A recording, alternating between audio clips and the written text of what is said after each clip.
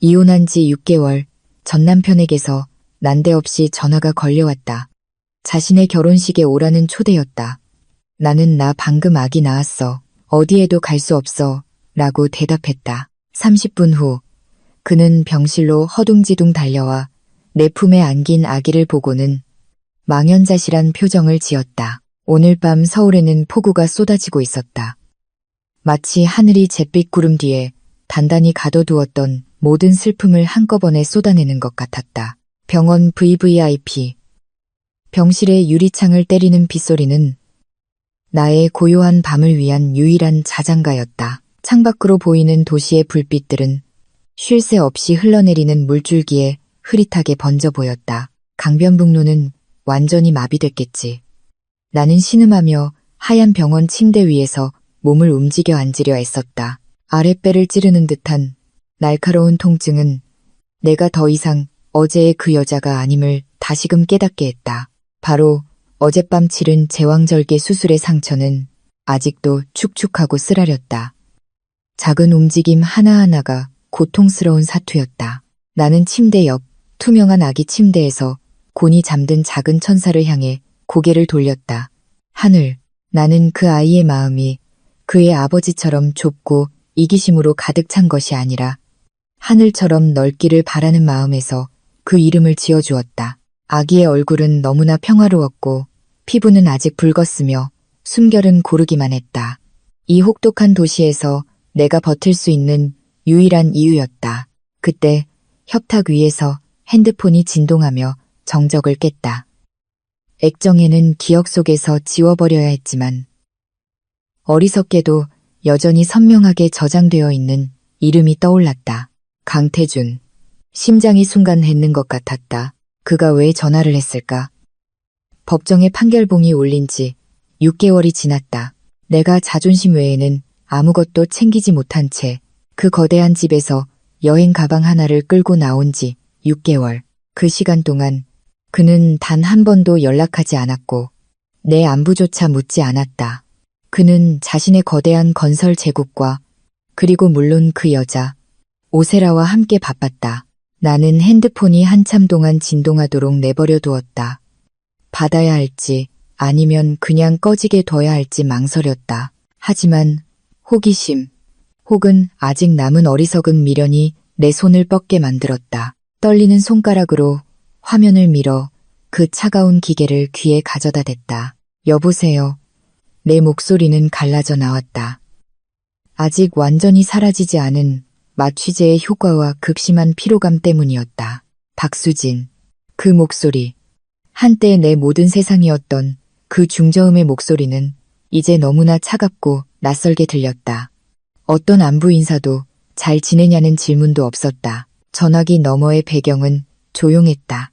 아마도 강남의 고층 빌딩에 있는 그의 화려한 사무실일 것이다. 거만한 신처럼 높은 곳에서 서울을 내려다보고 있겠지. 내 시간 낭비하지 않을게. 할 말이 있어서 전화했어. 나는 마른 침을 삼켰다. 목구멍이 바싹 타들어가는 것 같았다.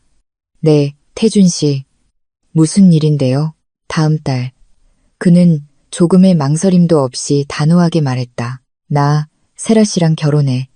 신라호텔에서 리셉션을 할 거야. 청첩장은 내일 김비서가 예전 내 오피스텔 주소로 보낼 거야. 와줬으면 좋겠어. 언론이랑 내 비즈니스 파트너들한테 우리가 좋게 헤어졌다는 걸 보여줘. 드라마 만들지 말고. 정적 에어컨이 켜진 실내에 있었지만 마치 심장에 벼락이 내리꽂히는 것 같았다. 그가 결혼을 한다. 물론 재벌 회장의 딸인 오세라는 강태준에게 완벽한 상대였다. 그들은 동등했다. 그저 벽에 걸린 지루한 장식품 취급을 받던 가난한 화가인 나와는 달랐다. 하지만 내 가슴을 답답하게 만든 것은 결혼 소식 자체가 아니라 그의 말투였다. 그는 나를 대체 무엇으로 생각하는 걸까? 회사의 이미지를 위해 움직일 수 있는 장기말. 박수진, 듣고 있어? 내가 대답이 없자 그가 재촉했다. 나는 남은 힘을 긁어모으며 깊은 숨을 내쉬었다. 들끓는 감정 때문에 배의 봉합 부위가 더욱 아파왔다. 나는 여전히 평화롭게 잠든 하늘이를 바라보았다. 자신의 아버지가 어머니의 고통 위에서 호화로운 파티를 계획하고 있다는 사실을 모른 채 듣고 있어요, 태준 씨. 내 목소리가 내 귀에도 이상하게 들렸다. 폭풍을 감춘 채 평온한 척했다. 축하해요. 두 사람 행복하길 바라요. 잘 됐군. 그럼 올 거지. 나는 비참한 미소를 지었다. 눈가에 눈물이 고이기 시작했지만 필사적으로 참았다. 전화로나마 그의 앞에서 울지 않을 것이다. 유감스럽지만 못 가요. 갈 수가 없어요. 왜? 애처럼 굴지 마, 박수진. 이건 내 평판이 걸린 문제야. 나 방금 아기 낳았어요. 태준 씨. 계획도 전략도 없이 그 말이 튀어나왔다. 그저 고통스러운 사실일 뿐이었다. 어젯밤 제왕절개 수술했어요. 침대에서 일어나지도 못하는데 당신의 화려한 파티에 어떻게 가겠어요. 그 순간 세상이 멈춘 것 같았다. 전화기 너머에서는 아무 소리도 들리지 않았다. 숨 막히는 침묵이 우리의 대화를 감쌌다. 오직 창문을 때리는 빗소리만이 여전했다. 나는 저편에 있을 강태준의 얼굴을 상상했다. 놀랐을까? 아니면 상관없을까? 1초, 2초, 5초가 말없이 흘렀다. 나는 그의 비난이나 최소한의 질문이라도 기다렸지만 들려온 것은 딸깍하는 소리뿐이었다. 연결이 끊겼다.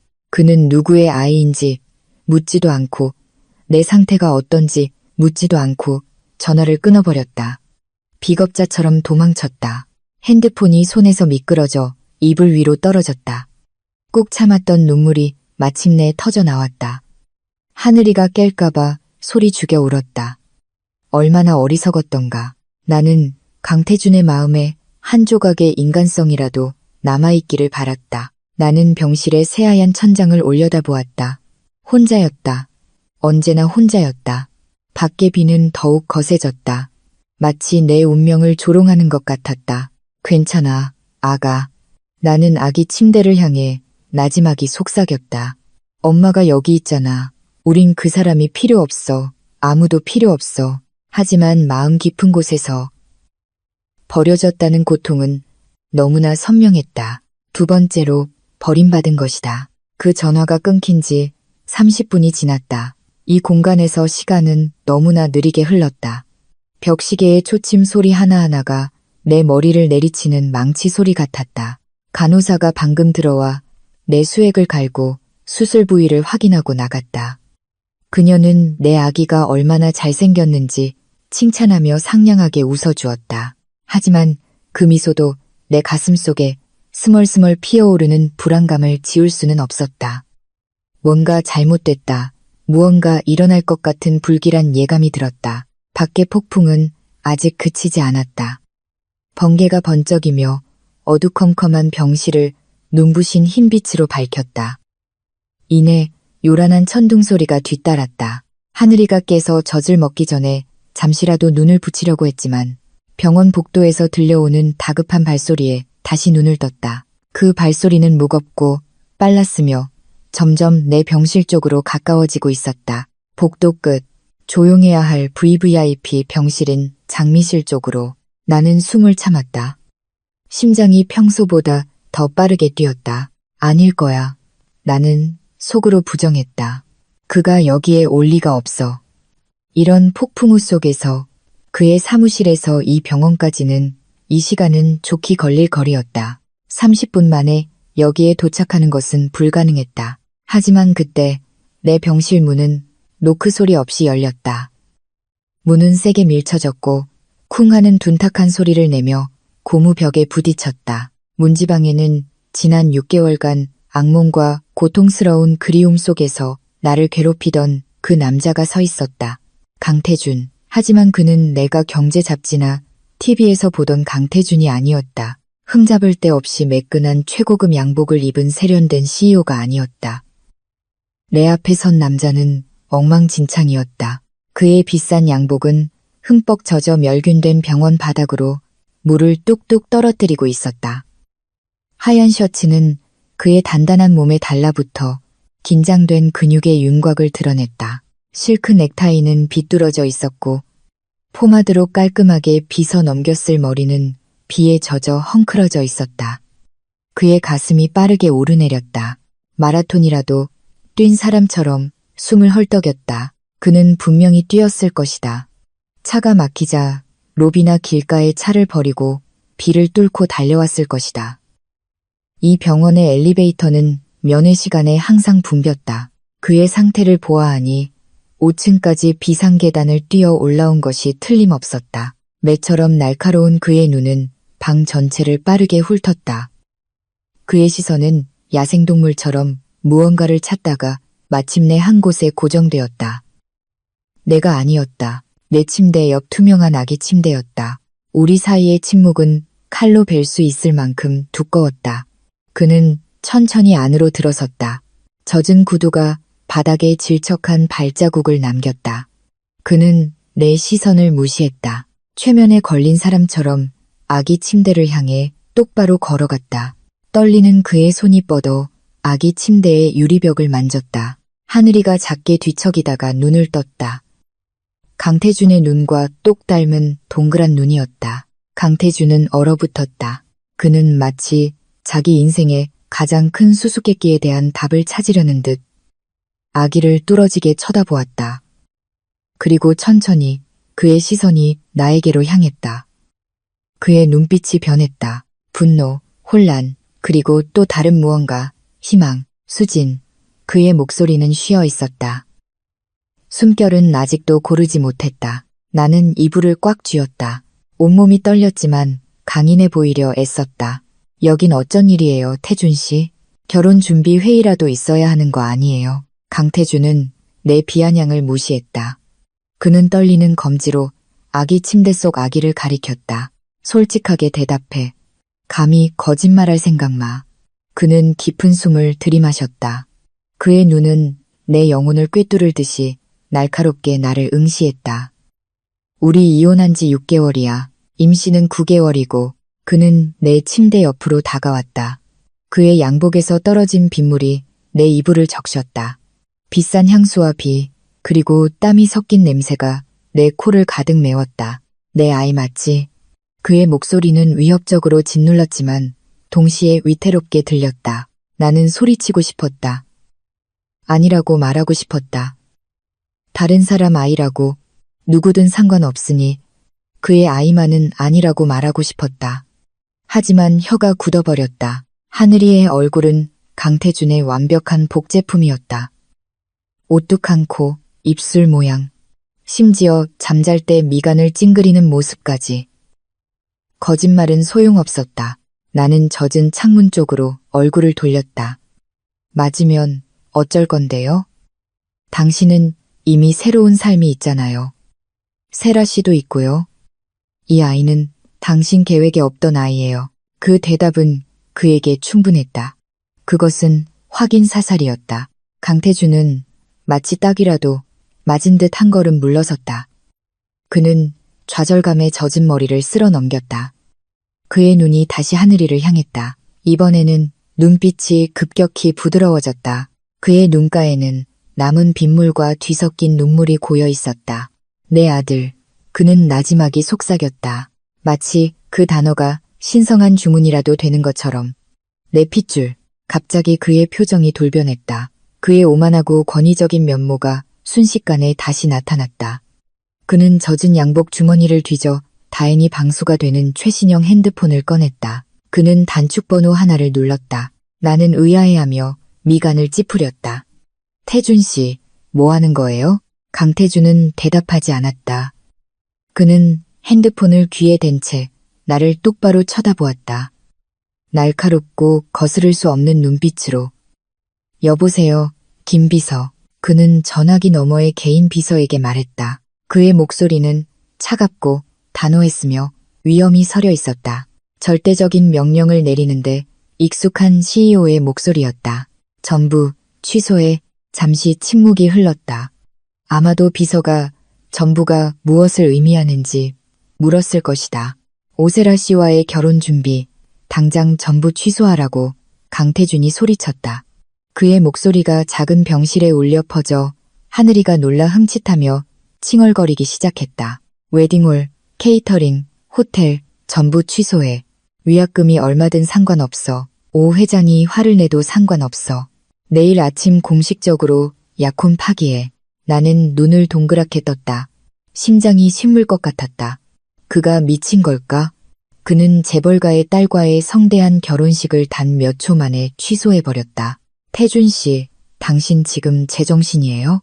나는 울기 시작한 하늘이를 달래려 애쓰며 나지막이 소리쳤다. 강태준은 전화를 끊고 소파에 아무렇게나 핸드폰을 던져버렸다. 그는 신경 쓰지 않았다. 그는 어색하지만 조심스럽게 아기 침대로 다가갔다. 그는 손을 뻗어 눈물로 젖은 하늘이의 뺨을 쓰다듬었다. 신기하게도 그의 커다란 손길에 하늘이의 울음이 잦아들었다. 아주 제정신이야, 박수진. 그는 부드럽게 말했다. 그의 눈은 아들의 얼굴에서 떨어지지 않았다. 태강그룹의 후계자가 방금 태어났어. 이보다 더 중요한 건 없어. 이 순간부터 너와 이 아이는 내 최우선순위야. 네가 좋든 싫든. 나는 입을 벌린 채 경악했다. 그 말은 애정이 담긴 말이 아니었다.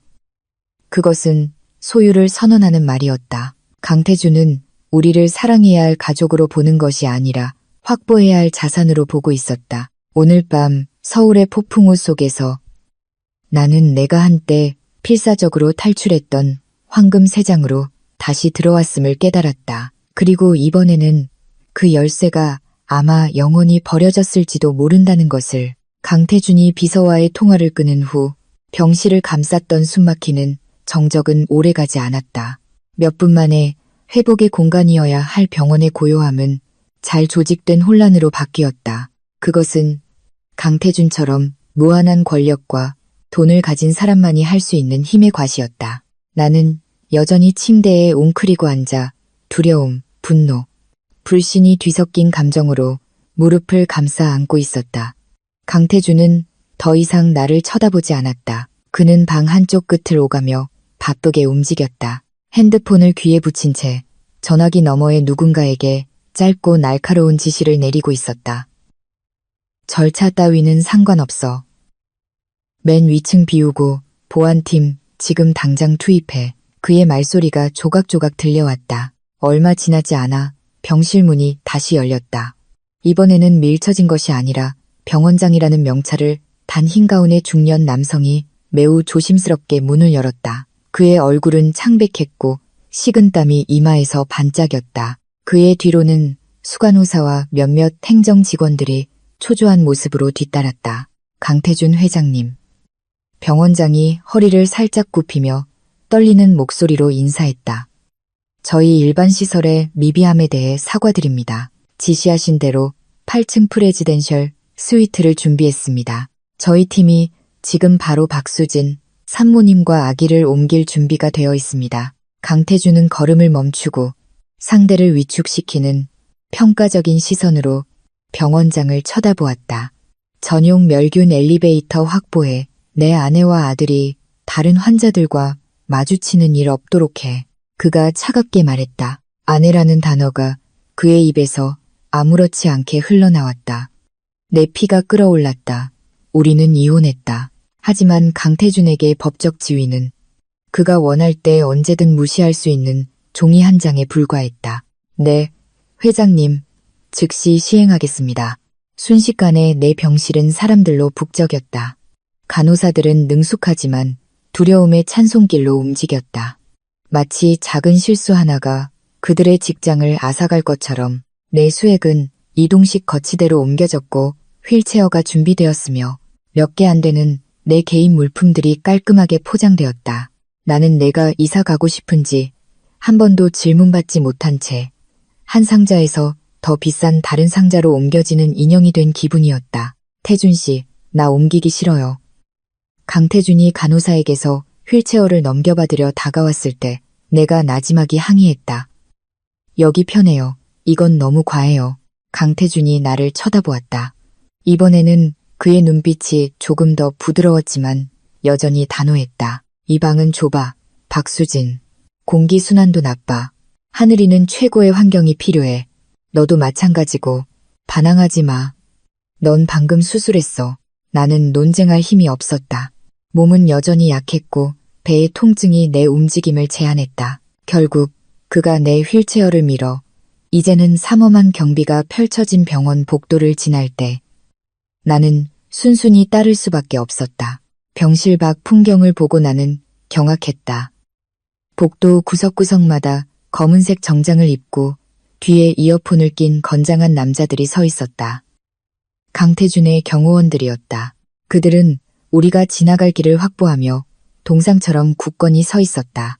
다른 방문객들과 일반 환자들은 비켜서거나 대기실에서 기다리라는 요청을 받았다. 마치 산후 환자 이송이 아니라 대통령의 방문 같았다. 우리는 우리를 8층으로 바로 데려다주는 전용 엘리베이터를 탔다. 엘리베이터 문이 열리자마자 약품 냄새가 나던 병원의 분위기는 온데간데 없이 사라졌다. 2층은 발소리를 흡수하는 두꺼운 카펫이 깔려 있었다.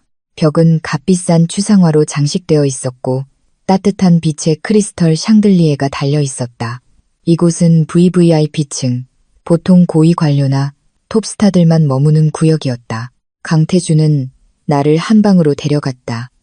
아니, 이건 방이 아니었다. 병원 안에 고급 아파트였다. 이탈리아 가죽 소파가 있는 거실, 깨끗한 주방, 식당, 그리고 내 예전 원룸보다 3배는 넓은 환자 침실이 있었다. 커다란 창문은 여전히 비에 젖은 서울의 풍경을 보여주었다. 하지만 이 높이에서 보니 아래의 교통체증은 아름다운 장식 조명처럼 보였다. 그러나 이 호화로움은 숨 막히게 느껴졌다. 내가 숨을 고르고 이 급작스러운 변화를 소화하기도 전에 스위트룸 문이 다시 열렸다. 이번에는 짙은 파란색 유니폼을 입은 사람들이 큰 상자들을 들고 들어왔다. 상자에 찍힌 로고에 나는 눈을 동그랗게 떴다.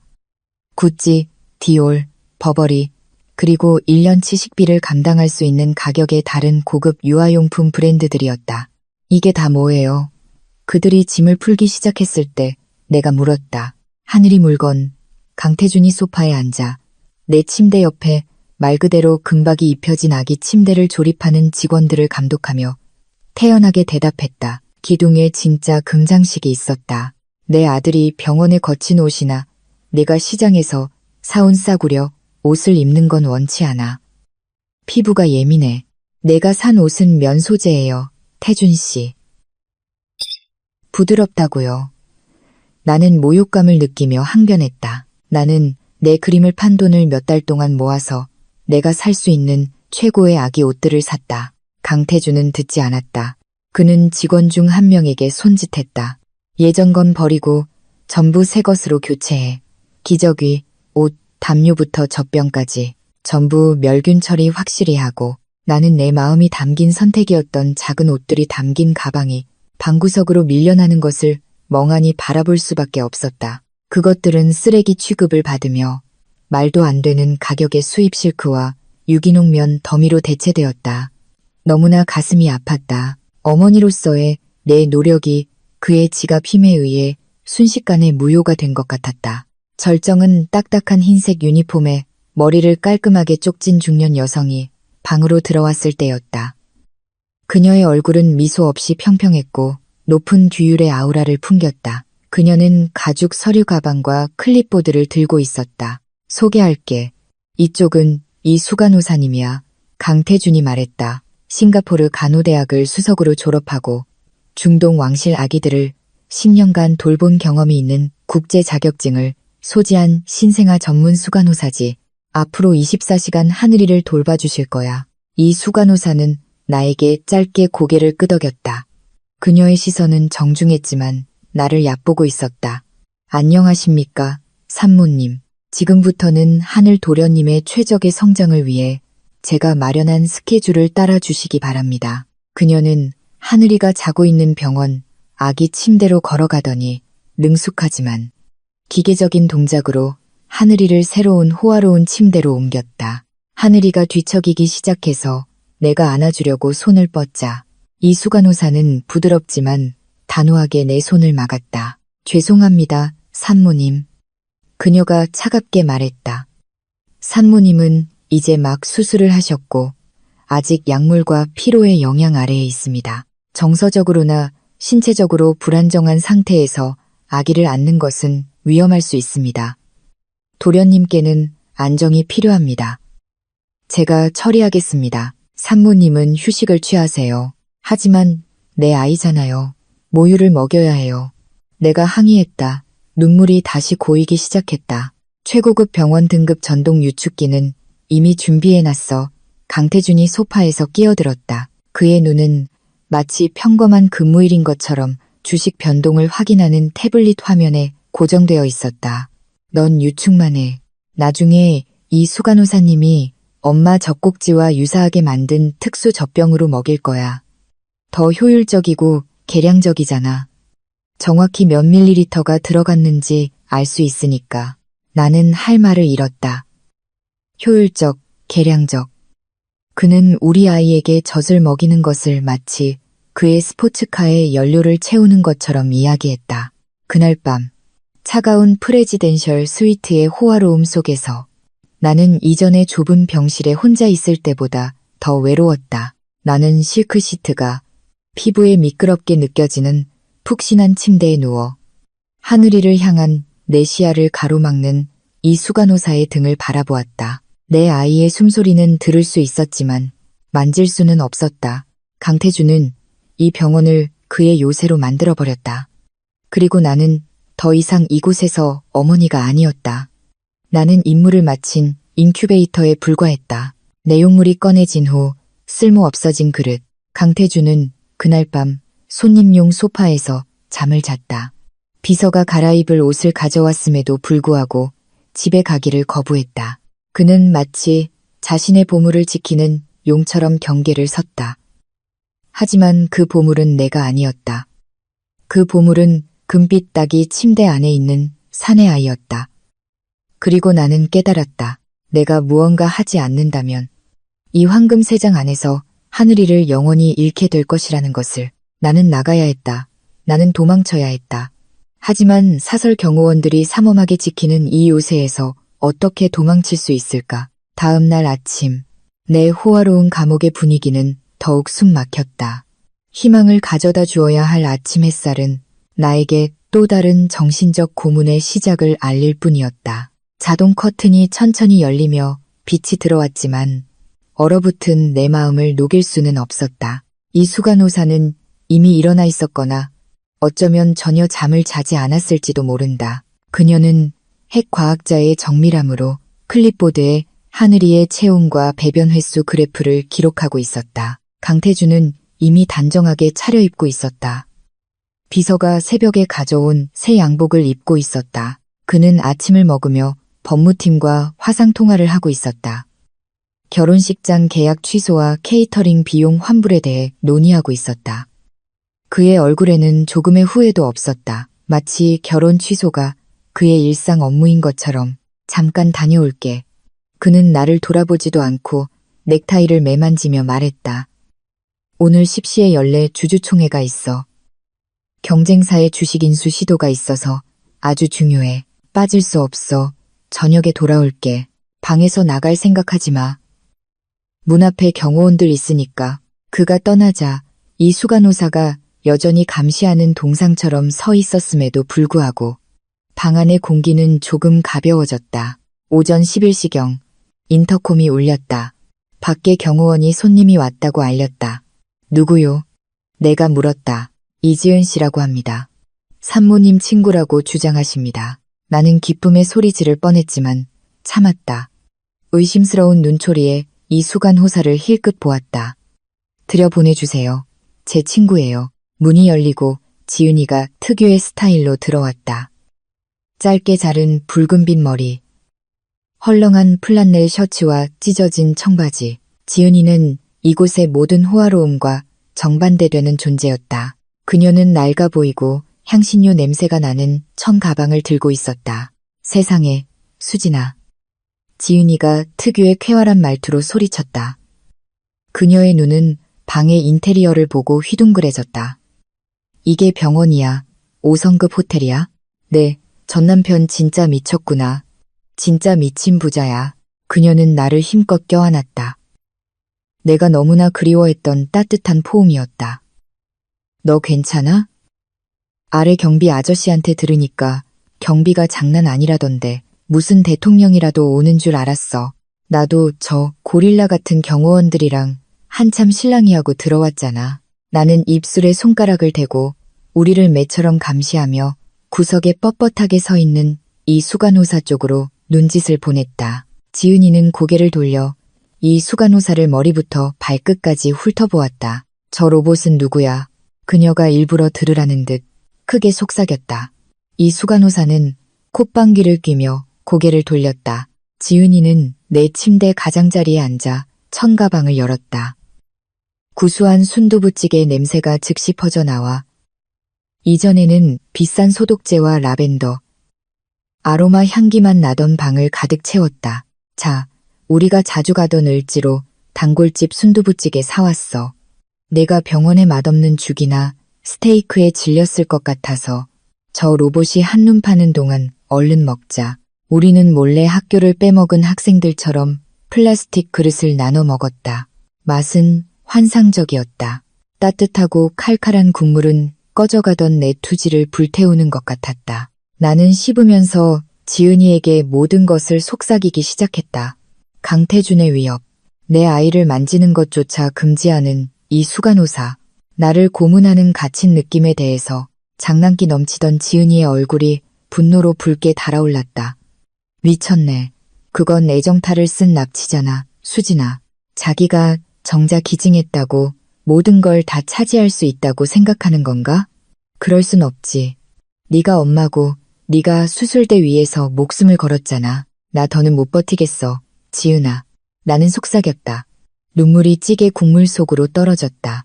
이러다 하늘이가 날 알아보지도 못할까봐 무서워. 난 그냥 우유공장 취급받는 거야. 여기서 나가야겠어. 하늘이 데리고. 지은이는 잠시 침묵했다.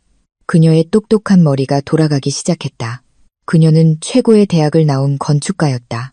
겉모습은 털털했지만 그녀는 손목시계를 보고 문을 보고 마지막으로 복잡한 절차에 따라 하늘이의 기저귀를 갈고 있는 이 수간호사를 보았다. 아까 강태준이 주주총회에 있다고 했지. 지은이가 조용히 물었다. 나는 고개를 끄덕였다. 응. 아주 중요한 거래. 저녁까지는 안 돌아올 거야. 그게 우리 기회야. 지은이는 내 손을 꽉 잡았다. 그녀의 눈이 결심으로 빛났다. 우리 지금 도망치는 거야. 나중도 내일도 아니고 지금. 어떻게? 문 앞에 경호원 2명이나 있어. 엘리베이터는 전용 카드키로 잠겨 있고 지은이가 비스듬히 미소 지었다. 내가 누군지 잊었어? 나 2년 전에 이 병원 서관 리모델링 설계했던 건축가야. 브로슈어 도면에는 없는 쥐구멍 길을 알고 있지. 그녀는 입술을 내 귀에 가까이 댔다. 그녀의 목소리는 거의 들리지 않았다. 잘 들어. 오늘 낮 12시는 보안팀 교대 시간이자 청소 직원들 휴식 시간이야. 2층 팬트리 뒤에 화물용 엘리베이터가 있는데 지하 주방의 하역장으로 연결돼. 그 엘리베이터는 의료 폐기물이나 대량 식자재 옮길 때 말고는 거의 안 써. 열쇠는 수동이고 내가 그 열쇠 여는 법을 알아. 심장이 미친 듯이 뛰었다. 미친 계획이었다. 나는 이제 막 수술했다. 걷는 것조차 아팠다. 하지만 이 수간호사랑 경호원들은 내가 소란을 피울게. 지은이가 말했다. 저 수간호사 옷에 뜨거운 커피를 쏟든가 해서 화장실로 가게 만들 거야. 그리고 옆 복도에서 가짜 화재 경보를 울려서 경호원들을 혼란에 빠뜨릴게. 걔네가 정신없는 틈을 타서 넌 준비해야 해. 하늘이 안고 팬트리로 달려와. 내가 거기서 기다릴게. 그리고 우린 어디로 가? 가평에 있는 우리 할아버지. 낡은 별장. 지은이가 확신에 차 대답했다. 완전 외진 곳이야. 길도 엉망이고 지도에도 안 나와. 강태준은 거기까지 찾으러 못 올 거야. 내 낡은 모닝은 손님 주차장이 아니라 하역장 근처에 주차해놨어. 나는 지은이를 보고 그리고 호화로운 침대에서 자고 있는 하늘이를 보았다. 두려웠다. 아주 많이. 붙잡힐까봐, 강태준이 화낼까봐, 수술 봉합 부위가 터질까봐 두려웠다. 하지만 내 아이를 잃을지도 모른다는 두려움은 훨씬 더 컸다. 여기 계속 있으면 나는 서서히 죽어갈 것이다. 내 영혼은 강태준의 지배에 의해 잠식될 것이다. 알았어. 내가 떨리는 목소리로 대답했다. 그렇게 하자. 지은이는 고개를 끄덕이고는 큰 소리로 일어섰다.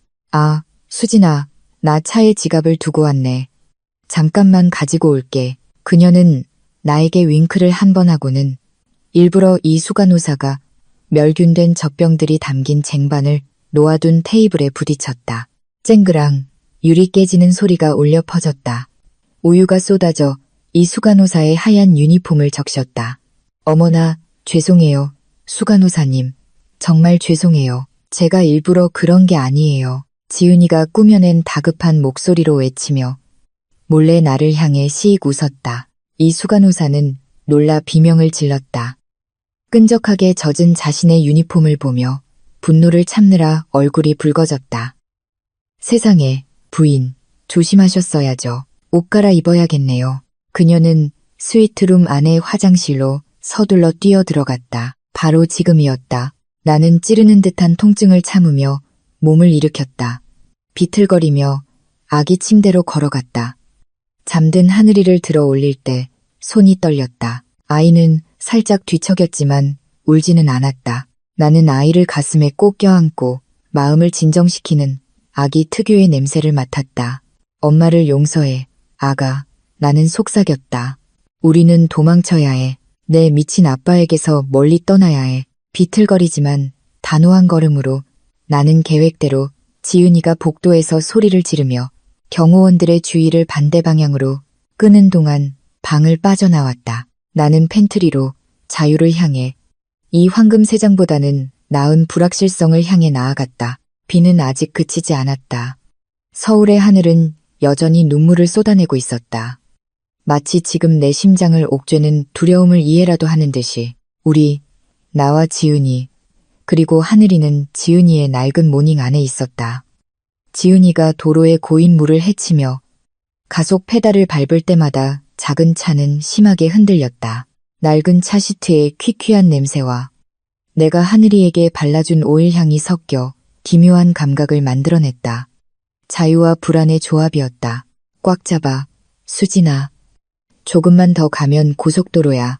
지은이가 느리게 움직이는 와이퍼 너머에 흐릿한 도로를 응시하며 말했다.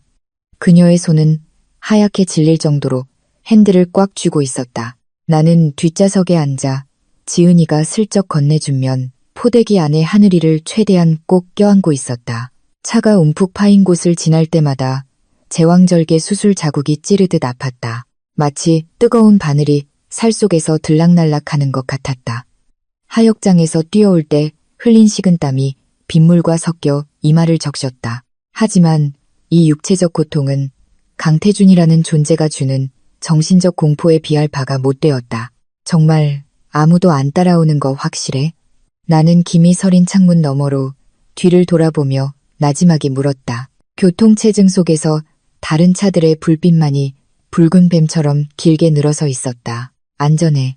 아까 경비들이 내가 올린 가짜 화재 경보 처리하느라 정신없었어. 그 로봇 수간호사도 아직 화장실에서 옷 말리고 있을걸. 지은이가 나를 안심시키려 애쓰며 대답했다. 하지만 나는 그녀의 목소리에서 떨림을 느낄 수 있었다. 곧 경부 고속도로 탈 거야. 가평 도착하면 핸드폰 신호 다 꺼버리자. 우리 할아버지 별장은 진짜 소나무 숲 한가운데 있거든. 강태준이 거기까지는 못 찾을 거야. 우리 차는 천천히 톨게이트로 들어섰다. 지은이가 떨리는 손으로 하이패스 단말기를 확인했다. 삑 소리와 함께 차단기가 열렸다. 마치 자유로 가는 문이 나를 환영하는 것 같았다. 차는 고속도로에서 점점 거세지는 빗줄기를 가르며 달렸다. 킬로미터래요, 킬로미터. 우리는 나아갔다. 10km, 15km. 심장이 조금씩 안정되기 시작했다. 하늘이는 이 낡은 차의 흔들림에도 방해받지 않고 내 품에서 곤히 잠들었다. 나는 아기의 평화로운 얼굴을 보았다. 우린 해냈어, 아가. 나는 속으로 생각했다. 우리는 소박하지만 행복하게 살 거야. 딱딱한 규칙도 숨막히는 호화로움도 없는 곳에서. 하지만 그 평온은 환상에 불과했다. 우리가 도로 표지판 20K, 2미터 지점을 지날 때쯤 내가 황급히 챙겨 나온 강태준이 준비한 아기용품 가방 안에서 무언가 울렸다. 일반적인 전화벨 소리가 아니었다. 내가 너무나 잘 아는 특별한 울림이었다. 내 새 핸드폰의 단 하나의 우선순위 번호를 위해 설정된 특별한 벨소리. 강태준이 아이에 대한 소통을 쉽게 하기 위해 주었던 한정판 핸드폰이었다. 드르륵, 드르륵, 드르륵. 그 진동 소리는 내 귀에 시한폭탄처럼 들렸다. 지은이가 룸미러를 통해 힐끗 보았다. 그녀의 눈이 휘둥그레졌다. 받지 마, 수진아. 그냥 창밖으로 던져버려. 나는 패닉에 빠졌다. 손으로 가방을 뒤져 얇고 우아한 검은색 핸드폰을 찾아냈다. 어두운 차 안에서 액정이 밝게 빛나며 강태준이라는 이름을 표시했다. 심장이 다섰다. 이걸 던져버리면 그는 분명 GPS를 추적할 것이다. 하지만 전화를 받으면 수진아, 던져. 지은이가 소리쳤다. 하지만 왠지 모르게 내 손은 녹색 통화 버튼을 밀었다. 아마도 강태준에게서 도망치는 것이 핸드폰 하나 버리는 것처럼 쉽지 않다는 것을 알았기 때문일 것이다. 그는 항상 한 발 앞서 있었다. 여보세요. 내가 떨리는 목소리로 말했다. 오른쪽을 봐. 강태준의 목소리는 너무나 차분하고 맑고 차가웠다. 분노도 고함도 없었다. 바로 그 차분함이 내 온몸에 소름이 돋게 했다. 나는 오른쪽으로 고개를 돌려 비에 젖은 창문 너머를 보았다. 피가 얼어붙는 것 같았다. 오른쪽 차선. 우리의 작고 약한 모닝 옆에 검은색 파제로 스포츠가 안정된 속도로 나란히 달리고 있었다. 창문은 짙게 선팅되어 있었지만 조수석 창문이 천천히 내려왔다. 그곳에는 검은 양복에 선글라스를 낀 남자가 앉아 있었다. 강태준의 보안팀장이었다. 그는 나를 똑바로 쳐다보더니 손을 살짝 들어 끔찍할 정도로 군대식 경례를 했다. 태준 씨, 원하는 게 뭐예요? 나는 물었다. 눈물이 뺨을 타고 흘러내렸다. 차 돌려. 강태준이 전화기 너머로 명령했다. 그의 목소리는 마치 내 바로 옆에 앉아있는 것처럼 들렸다. 앞에 판교 IC야. 거기서 나가서 서울 방향으로 다시 타. 내 경호원들이 안내할 거야. 싫어. 나는 히스테릭하게 소리쳤다. 날 내버려둬요, 태준 씨. 나랑 내 아들 조용히 살게 해줘요. 당신은 나중에 새 부인이랑 다른 아이 낳을 수 있잖아요. 왜 하필 하늘이어야 해요? 그 아이는 태강의 후계자니까. 강태준이 무미건조하게 대답했다. 그리고 넌 내 상속인의 어머니이기 때문에 사실상 여전히 내 아내야. 지은아, 밟아. 내가 지은이에게 소리쳤다. 멈추지 마. 지은이는 가속 페달을 깊게 밟았다. 낡은 차의 엔진이 굉음을 내며 속도를 내려고 애썼다. 하지만 검은 파제로는 쉽게 우리를 따라잡았다. 심지어 이제는 다른 검은색 SUV 한 대가 우리 뒤에, 또 다른 한 대가 우리 앞에 나타났다. 우리는 거대한 고양이 떼 사이에 갇힌 쥐신세가 되었다. 박수진, 내 말 잘 들어. 강태준의 목소리가 더 낮고 치명적으로 변했다. 지금 운전하는 거 이지은이지. 내 그 이상주의자 친구. 이제 막 작은 회사를 시작한 재능 있는 젊은 건축가. 나는 입을 다물었다. 지은이는 끌어들이지 마. 난 지금 이지은의 모든 클라이언트 목록을 가지고 있어. 강태준이 계속했다. 그의 말투는 저녁 식사 메뉴를 읽는 것 같았다. 청담동 부티크 리모델링 프로젝트, 분당의 주택 프로젝트, 그리고 지금 참여하고 있는 제주도 리조트 개발, 입찰건까지. 만약 5분 안에 너희 차가 방향을 돌리지 않으면 그는 고문 같은 침묵을 두었다. 내일 아침 이지은의 이름이 대한민국 모든 건설개발협회의 블랙리스트에 오를 거라고 장담하지. 모든 클라이언트가 계약을 취소할 거야. 사업자 등록증은 동결될 거고 그녀는 이 나라에서 건축가로서 단 한 줄의 선도 그을 수 없게 될 거야. 그녀는 파멸하겠지, 박수진. 그리고 그 모든 건 내 이기심 때문이야. 몸이 얼어붙었다. 그 위협은 장난이 아니었다. 강태준은 그럴 만한 힘을 가지고 있었다. 그는 서울의 부동산 제왕이었다. 손가락 하나 까딱하면 한 사람의 경력을 끝장낼 수 있었다. 나는 지은이의 등을 보았다. 그녀는 나를 구하기 위해 필사적으로 운전하고 있었다. 땀이 그녀의 목을 적셨다. 그녀는 내 유일한 친구였다. 내가 강태준에게 쫓겨났을 때, 혼자 임신했을 때, 출산했을 때, 항상 곁에 있어준 친구. 내 도피를 위해 그녀의 미래를 파괴할 수 있을까? 태준 씨, 제발. 나는 애원했다. 지은이는 10분 주지, 수진아, 선택은 내 몫이야. 순종적인 어머니가 되어 친구를 구하든가, 아니면 내 주변 모든 사람의 인생을 망치는 어리석은 도망자가 되든가. 전화가 끊겼다. 나는 천천히 핸드폰을 내렸다. 소리 없는 눈물이 터져 나왔다. 나는 여전히 투지에 찬 채 운전하는 지은이를 보았다. 걱정 마, 수진아. 나 이 고속도로에서 밭으로 빠져나가는 샛길 알아. 우린 빠져나갈 수 있어. 지은이가 자신의 운명이 벼랑 끝에 있다는 것을 모른 채 낙관적으로 외쳤다. 나는 길게 숨을 들이마셨다. 자유로운 인간으로서 마지막으로 하늘 위의 아기 냄새를 들이마셨다. 지금 내 심장을 찢는 고통에 비하면 배의 봉합 부위 통증은 아무것도 아니었다. 나는 졌다. 완전히 졌다. 지은아, 내가 나지막이 불렀다. 응, 조금만 참아. 거의 다 왔어. 차 돌려, 지은아. 지은이가 깜짝 놀라 고개를 돌렸다. 차가 살짝 휘청거렸다. 너 미쳤어, 수진아. 우리 여기까지 왔는데. 옆에 저놈들 무섭긴 하지만 내가 차 돌리라고. 내가 소리쳤다. 눈물이 쏟아져 내렸다. 제발 지금 당장 차 돌려. 왜 포기하는 거야? 지은이가 좌절감에 핸들을 내리치며 외쳤다. 그가 널 망가뜨릴 거야, 지은아. 내가 힘없이 말했다. 목소리가 갈라졌다. 내 경력을 끝장낼 거래. 널 아무것도 없는 사람으로 만들겠대. 난 그렇게 둘 수 없어. 널 망치는 나쁜 친구가 될 수는 없어. 지은이는 침묵했다. 차가 느려졌다. 그녀는 룸미셔를 통해 나를 보았다. 그녀의 눈에도 눈물이 고여 있었다. 그녀는 이해했다. 그녀는 강태준이 어떤 사람인지 알았다. 그 위협이 현실이라는 것을 알았다. 하지만 수진아, 너는... 지은이는 말을 잇지 못했다. 난 괜찮아.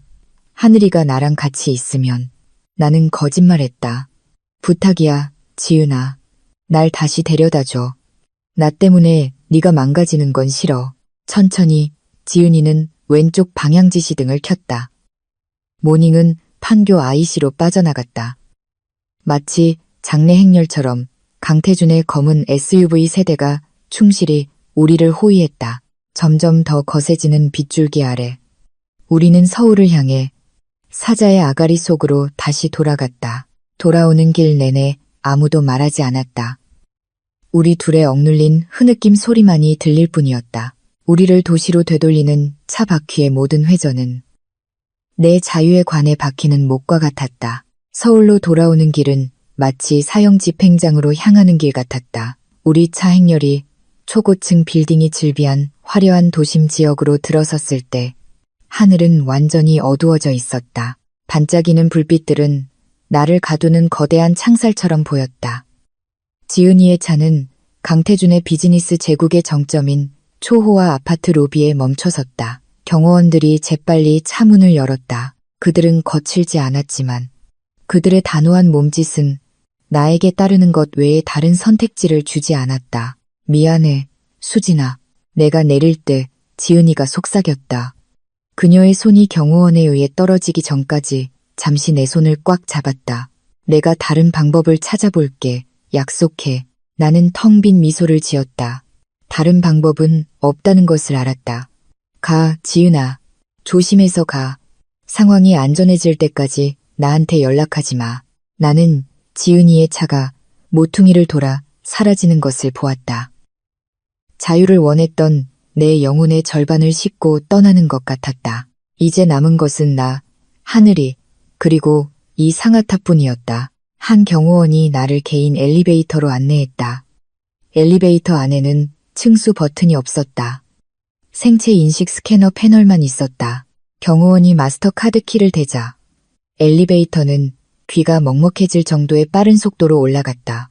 55층. 이 건물의 가장 높은 펜트하우스, 산소가 더 희박하고 차갑게 느껴지는 곳이었다. 띵! 엘리베이터 문이 열리자 바로 농구장만 한 거실이 나타났다. 바닥은 차가운 검은색 이탈리아 대리석으로 되어 있었다. 벽은 바닥부터 천장까지 이어지는 두꺼운 통유리로 되어 있어 서울의 360도 파노라마 뷰를 보여주었다. 호화로웠다. 너무나 호화로웠지만 그 차가움은 뼛속까지 파고들었다. 중앙 냉방장치가 낮은 온도로 설정되어 있어 나는 몸을 떨었다. 공기의 차가움 때문만이 아니라 이 장소를 감싸는 고독한 분위기 때문이었다. 집에 온 걸 환영해, 수진아. 목소리는 발코니 쪽에서 들려왔다. 강태준이 거기에 서 있었다. 여전히 소매를 팔꿈치까지 걷어올린 근무복 셔츠 차림이었다. 그는 호박색 액체가 담긴 잔, 아마도 위스키를 들고 있었다. 그는 나를 향해 돌아섰다. 그의 표정은 읽기 어려웠다. 만족감도 있었지만 얼굴에는 극심한 피로감도 서려 있었다. 나는 엘리베이터 문 근처에 얼어붙은 채 서서 기저귀가 찼는지 칭얼거리기 시작한 하늘이를 껴안고 있었다. 여긴 집이 아니에요. 감옥이지. 강태준이 다가왔다. 그의 발소리가 조용한 대리석 바닥에 울려 퍼졌다. 그는 유리 테이블 위에 잔을 내려놓았다. 내 마음대로 불러. 하지만 여긴 안전해. 여긴 멸균되어 있고 내 아들이 마땅히 있어야 할 곳이야. 갑자기 왼쪽 복도에서 이 수간호사가 나타났다. 그렇다. 그녀는 이미 먼저 와 있었다. 깨끗한 새 유니폼을 완벽하게 차려입고 그녀 뒤로는 다른 2명의 간호사와 단정한 복장의 소아과 의사가 뒤따랐다. 그들은 임무를 인수할 준비가 된 로봇 부대 같았다. 하늘이 이 수간호사님께 넘겨 강태준이 무미건조하게 명령했다. 나는 한 걸음 물러섰다. 하늘이를 더욱 꽉 껴안았다. 내 모성 본능이 거부하며 소리쳤다. 싫어요. 내가 엄마예요. 내가 직접 기저귀 갈아줄 수 있어요. 내가 젖 먹일 수 있다고요. 박수진. 강태준의 목소리가 경고하듯 나를 짓눌렀다. 넌 방금 수술 봉합 부위가 아물지도 않은 채 장거리 이동을 했어. 넌 지금 스트레스 상태야. 스트레스 호르몬 때문에 내 모유도 분명히 문제가 있을 거야. 소아과 의사가 지금 하늘이 상태를 검사할 거야. 이기적으로 굴지 마. 2명의 젊은 간호사가 정중하지만 강압적으로 나에게 다가왔다. 이리 주세요, 산모님. 저희가 도련님 먼저 깨끗하게 해드릴게요. 산모님도 주치의에게 상처 확인받으셔야 합니다. 나는 수적으로 힘으로 밀렸다. 다시 흐르는 눈물을 삼키며 나는 그들이 내 품에서 하늘이를 데려가는 것을 허락했다. 마치 내 몸의 일부가 강제로 절단되는 기분이었다. 하늘이는 다른 사람의 손에 넘겨지자 크게 울었다. 그의 울음소리는 차가운 유리벽에 부딪혀 메아리 쳤다. 내 심장을 도려내는 것 같았다. 애가 울잖아요. 태준 씨. 엄마랑 있고 싶어 하잖아요. 나는 절망적으로 외쳤다. 그저 우유랑 기저귀가 필요한 것뿐이야.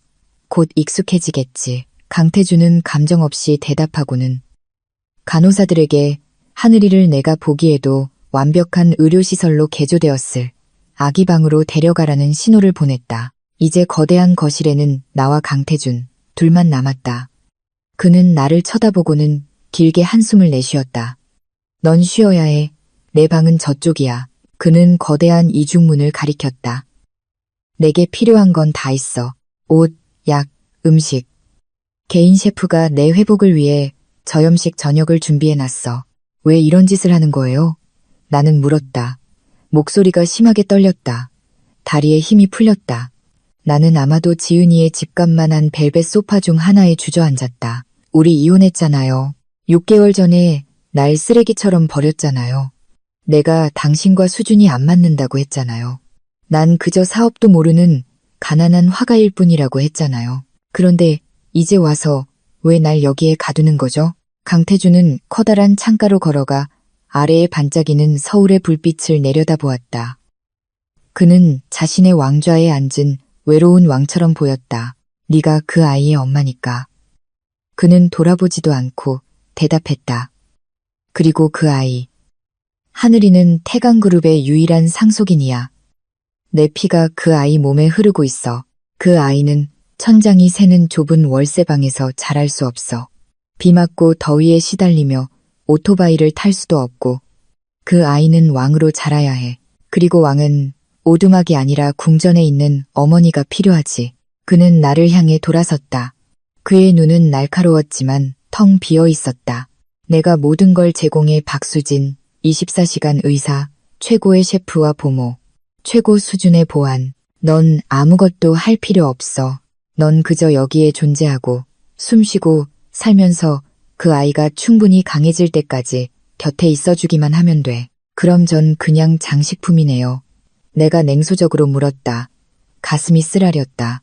당신의 완벽한 가족 이미지를 지키기 위한 액세서리. 강태준은 대답하지 않았다. 그는 나를 지나쳐 자신의 서재로 걸어갔다. 문을 열기 전 그는 잠시 멈췄다. 엘리베이터 접근은 내 지문과 홍채로 잠가놨어. 다시 도망칠 생각은 하지 마. 그랬다간 이번에는 이지은뿐만 아니라 이지은의 부모님까지 다칠 테니까. 쾅! 서재문이 굳게 닫혔다. 나는 웅장하고 고요한 거실에 홀로 남겨졌다. 귀뚜라미 소리도, 이웃의 대화 소리도, 어떤 삶의 소리도 없었다. 오직 내 목덜미로 차가운 바람을 불어넣는 중앙 냉방장치의 미세한 소음뿐이었다. 나는 강태준이 가리킨 방으로 비틀거리며 걸어갔다. 그 안에서도 같은 호화로움이 나를 맞았다. 킹사이즈 침대, 자쿠지가 있는 욕실, 내 몸에 딱 맞는 명품 옷으로 가득 찬 옷장. 하지만 모든 것이 공허하게 느껴졌다. 나는 푹신한 침대에 누워 높은 천장을 바라보았다. 나는 밖의 사격의 여성들이 꿈꾸는 모든 것을 가졌다.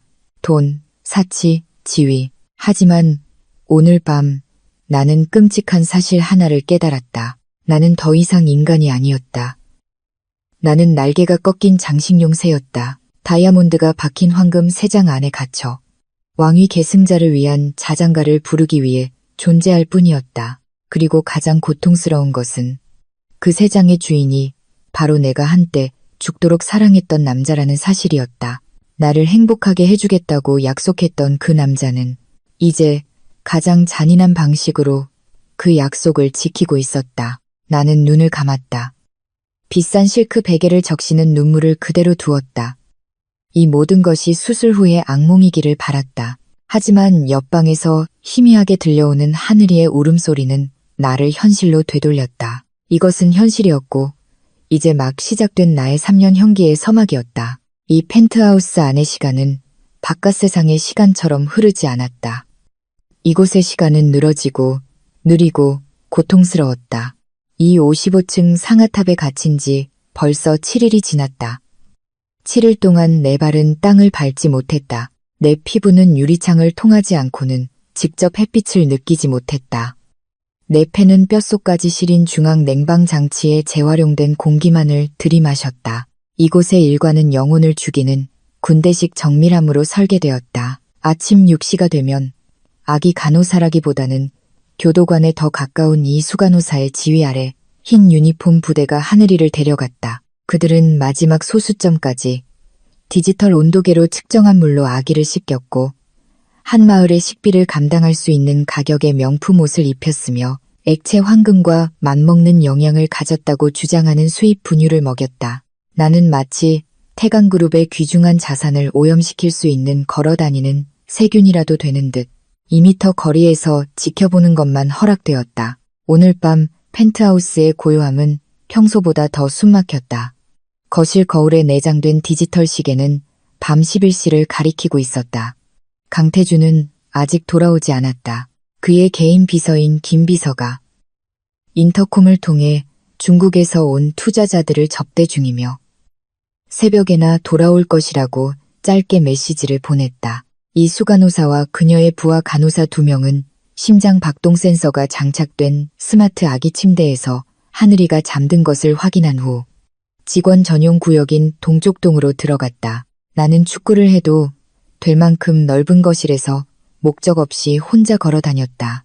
맨발이 차가운 이탈리아 대리석 바닥에 닿았다. 내 발걸음은 절대적인 고요함에 흡수되어 아무 소리도 내지 않았다. 나는 박물관을 떠도는 유령이 된 기분이었다. 이곳의 모든 것은 아름답고 비싸고 반짝였다. 하지만 살아있는 것은 하나도 없었다. 따뜻한 가족 사진도, 어지럽게 쌓인 잡지도, 테이블 위에 커피잔 자국도 없었다. 모든 것이 멸균 상태였다. 내 발걸음은 3미터 높이의 단단한 티크나무로 만들어진 이중문 앞에서 멈췄다. 강태준의 서재.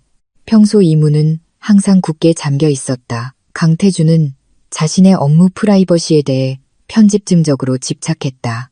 하지만 오늘 밤, 피로 때문인지 청소 직원의 부주의 때문인지 나는 작은 틈을 발견했다. 문이 완벽하게 닫히지 않았다. 새끼손가락 너비의 틈새로 안쪽 창문에서 들어오는 가로등 불빛이 새어나오고 있었다. 심장이 거세게 뛰었다. 내 안에서 이상한 충동이 일었다. 호기심, 반항심, 그리고 이제 내 감옥이 된 남자를 이해하고 싶은 아픈 그리움이 뒤섞인 감정이었다.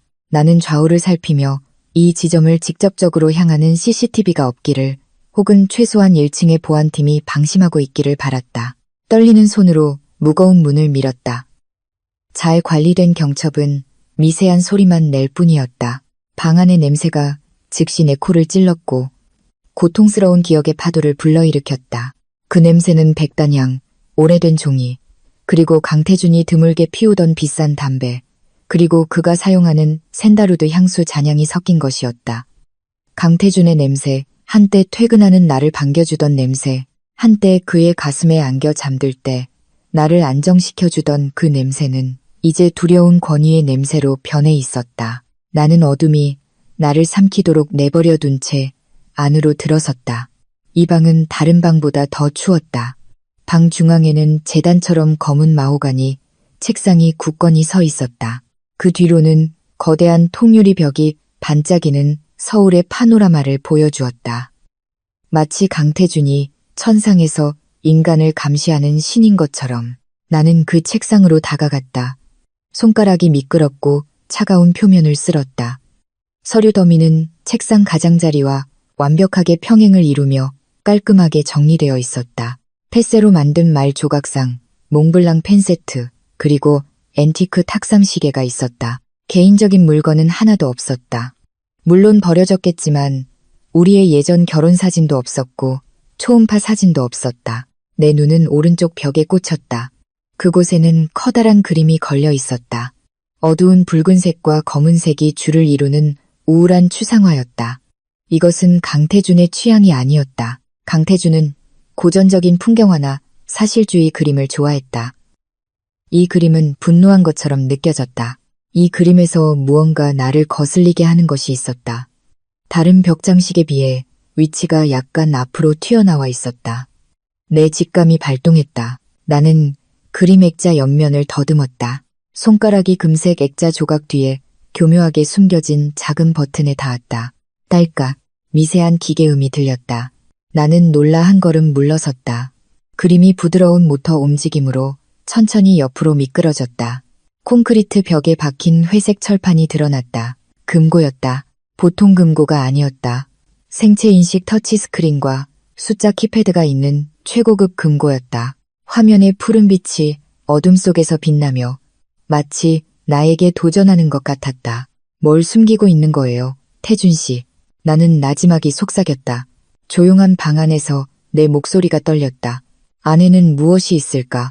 자금 세탁의 증거, 그의 동료들의 정치적 또는 사업적 경력을 파괴할 수 있는 비밀 문서, 아니면 나를 하늘이에게서 영원히 떼어놓으려는 사악한 계획. 내 손이 키패드 위를 맴돌았다. 화면은 6자리 비밀번호를 요구했다. 나는 눈을 감았다. 완벽주의자, 논리적인 강태준처럼 생각하려 애썼다. 그는 무작위 숫자를 사용하지 않을 것이다. 나는 그의 생년월일을 시도했다. 88만 825.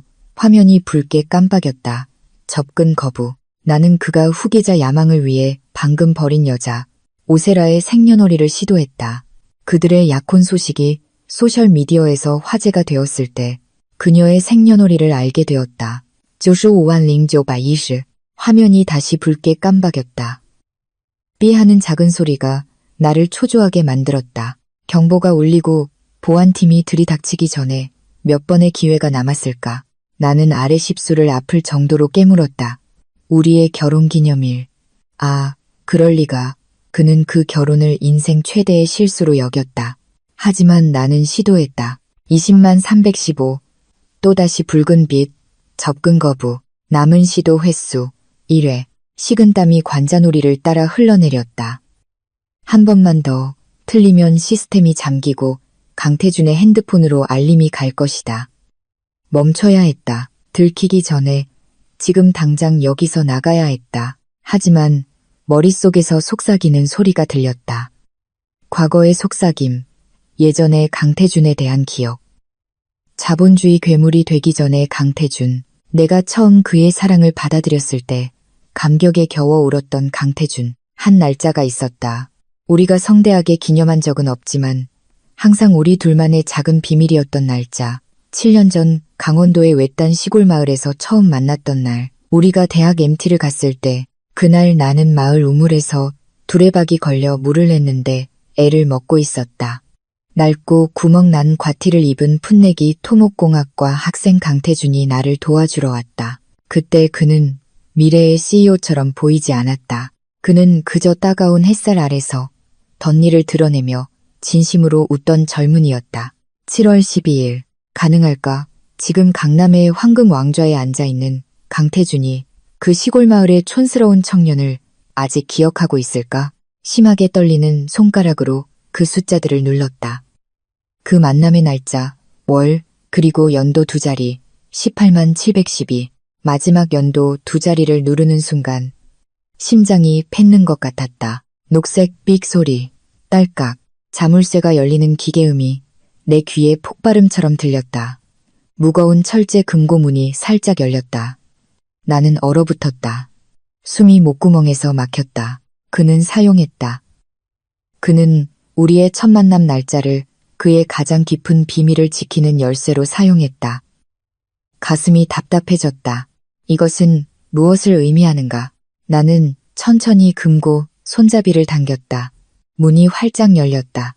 디지털 화면의 빛이 검은 벨벳으로 덮인 금고 내부를 비췄다. 나는 현금 다발을 예상했다. 금괴를 예상했다. 권총을 예상했다. 하지만 금고는 거의 비어 있었다. 가운데 선반 위에 세 가지 물건만이 덩그러니 놓여 있었다. 첫 번째는 끝이 약간 닳고 누렇게 변한 종이 두루마리였다. 두 번째는 털이 빠진 붉은 벨벳의 작은 보석 상자였다. 세 번째는 공식 봉인이 된 두꺼운 갈색 봉투였다. 떨리는 손으로 나는 먼저 종이 두루마리를 집었다. 그것을 묶고 있던 고무줄은 삭아서 내가 만지자마자 끊어졌다. 나는 천천히 두루마리를 펼쳤다. 눈물이 즉시 터져나와 시야를 흐렸다. 이것은 내 그림이었다. 갤러리에서 팔던 전문적인 그림이 아니었다. 이것은 내가 3학기 때 그린 첫 수채화 스케치였다. 그림은 단순했고 심지어 서툴렀으며 비례도 맞지 않았다. 대학 도서관에서 입을 살짝 벌리고 가슴에 책을 덮은 채 잠든 강태준의 얼굴 그림이었다. 종이는 값쌌고 수채 물감은 몇 군데 번져 있었다. 나는 옛날 일이 생각났다. 그의 얼굴을 제대로 담아내지 못했다고 느껴 이 종이를 구겨 기숙사 쓰레기통에 버리려 했다. 하지만 강태준이 그것을 빼앗았다. 그는 큰 손으로 종이를 펴서 자신의 콘크리트 전공 서적 안에 넣었다. 버리지 마, 수진아. 그는 그때 웃으며 말했다. 나중에 내가 성공하면 이 그림은 모나리자보다 더 비싸질 거야. 내가 사랑하는 여자가 처음 그려준 그림이니까. 그는 몇 년 동안 이사를 거치고 다툼을 거치고 이혼을 거치면서도 이것을 보관했다. 그는 최고 보안 등급의 금고에 이것을 보관했다. 마치 이 낡은 종이가 그의 회사 주식보다 더 귀중한 것처럼. 나는 조심스럽게 그림을 내려놓고 낡은 보석 상자로 눈을 돌렸다. 나는 그것을 열었다. 안에는 연한 파란색 플라스틱 구슬 펜던트가 달린 목걸이가 놓여 있었다. 색은 이미 바랬고 줄은 약간 해져 있었다. 내 기억은 즉시 6개월 전 그 지옥 같은 밤으로 날아갔다. 그가 나를 쫓아내기 전 큰 다툼이 있었던 밤. 그때 그는 내가 자신과 어울리지 않는다고 모욕했다. 극에 달한 분노 속에서 나는 우리가 사귈 때 남대문 야시장에서 10,000원에 사준 이 목걸이를 목에서 세게 잡아당겨 그의 얼굴에 던졌다. 내 쓰레기 같은 물건들 다 가져가. 필요 없어. 나는 그때 소리쳤다. 목걸이는 바닥에 떨어졌고 나는 그가 방을 나가면서 그것을 밟았던 것을 기억한다. 알고 보니 그는 그것을 다시 주었다. 그는 그 쓰레기를 주워 상자에 다시 넣어 여기에 잠가 두었다. 소리 없는 눈물이 내 어깨를 흔들기 시작했다. 강태준, 당신은 대체 어떤 인간인가? 당신은 나를 당신의 삶에서 쫓아냈다. 당신은 다른 여자와 결혼하려 했다. 하지만 당신은 우리의 추억을 이 쇠 속에 가둬두었다. 이것은 건강한 사랑이 아니다. 이것은 집착이다. 이것은 실수를 인정하기에는 너무 높은 자존심과 뒤섞인 과거를 놓지 못하는 무능력이다. 그는 나에 대한 추억을 사랑했지만 현실의 나를 사랑하는 데는 실패했다. 마지막으로 나는 그 두꺼운 갈색 봉투를 집었다. 봉인에는 서울에서 가장 비싼 법무법인의 로고가 찍혀 있었다. 앞면에는 개인 문서, 극비라고 쓰여 있었다. 나는 봉인을 뜯었다. 안의 문서 제목을 읽었을 때 손이 더욱 차가워졌다. 유언장 및 영구 기금 증여서. 나는 복잡한 법률 용어로 쓰인 내용을 한 줄 한 줄 읽으며 눈을 동그랗게 떴다. 거기에 적힌 숫자들은 내 머리를 어지럽게 했다. 본인 강태준은 예금 및 국채 형태로 보관된 500억 원의 영구 기금을 본인의 친아들 강하늘에게 증여한다. 500억. 그는 갓 태어난 아기를 위해 그렇게 많은 돈을 따로 떼어 놓았다. 하지만 내 숨을 트게 한 것은 돈의 액수가 아니라 그 다음 문단이었다. 이 기금은 수혜자가 만 21세가 될 때까지 신탁 관리인이 관리한다. 본인이 절대적으로 지정하는 신탁 관리인은 수혜자의 생모인 박수진 씨이며 태강그룹 대가족의 어떠한 간섭 없이 자녀의 복지를 위해 예금 이자를 사용할 전적인 권리를 가진다. 그리고 맨 아래에는 강태준이 직접 파란 잉크로 쓴 추가 조항이 있었다. 아직 새 것처럼 보였다. 본인이 사망하거나 법적 무능력 상태가 되는 경우 강하늘에 대한 완전한 양육권은 그의 어머니 박수진에게 귀속되며 본인의 개인 소유인 청담동 및 이 아파트의 모든 부동산 자산도 함께 귀속된다. 단, 박수진이 하늘이가 만 17세가 되기 전에 재혼하지 않는다는 조건하에 이 서류의 날짜는 3일 전이었다.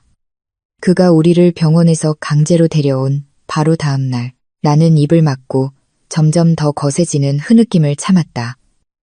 내 몸은 힘없이 무너져 열린 금고 앞 카펫 바닥에 주저앉았다. 그의 괴물 같은 가면 뒤에 우리를 납치한 그의 오만함과 잔인함 뒤에 실은 강태준의 내면에 엄청난 두려움이 있었다.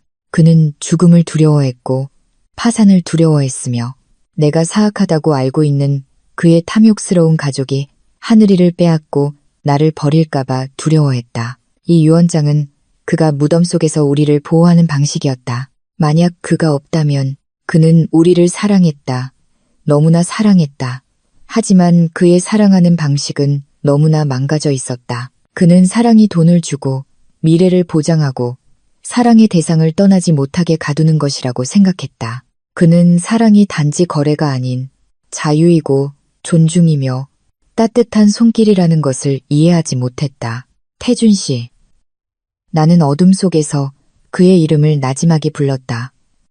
왜 이렇게 된 거예요? 왜 상처 주는 방식으로 해야만 했어요? 갑자기 멀리서 띵 하는 소리가 들렸다. 피가 얼어붙었다. 강태준이 돌아왔다. 나는 패닉에 빠졌다. 아드레날린이 솟구치는 빠른 움직임으로 나는 그림, 목걸이 상자, 그리고 봉투를 다시 금고 안에 넣었다. 무거운 철문을 닫을 때 손이 심하게 떨렸다. 삑! 잠겼다. 나는 그림 액자의 버튼을 눌렀다. 추상화가 다시 제자리로 돌아와 강태준의 연약한 마음의 비밀을 감추며 벽을 덮었다. 나는 일어나 잠옷을 정리하고 서재 밖으로 뛰쳐나갔다. 내가 서재 문을 닫고 몇 미터 걸어갔을 때 개인 엘리베이터 문이 열렸다. 강태준이 나왔다. 그는 엉망이었다. 넥타이는 느슨해져 있었고 재킷은 팔에 걸쳐 있었으며 얼굴은 술을 너무 많이 마셨다는 표시로 붉었다. 그의 지친 눈은 어둑한 거실 한가운데 뻣뻣하게 서 있는 내 모습을 즉시 포착했다. 박수진. 그의 목소리는 쉬고 무거웠다. 그는 초점을 맞추려는 듯 눈을 가늘게 떴다. 어두컴컴한 데서 뭐해? 왜 아직 안 자고 있어? 심장이 가슴 밖으로 튀어나올 것 같았다. 나는 숨을 고르며 최대한 평평한 표정을 지으려 애썼다. 목말라서요. 방금 주방에서 물 마시고 오는 길이에요. 나는 그가 주방이 반대 방향에 있다는 것을 알아차리지 못하기를 바라며 거짓말했다. 강태준은 잠시 침묵했다. 나를 날카롭게 쳐다보았다. 그 시선은 내 피부와 뼈를 꿰뚫어 내가 방금 저지른 죄를 읽어내는 것 같았다. 하지만 그는 길게 한숨을 쉬고 콧등을 주무를 뿐이었다. 그는 의심하기에는 너무 피곤했거나 어쩌면 너무 취했을지도 모른다.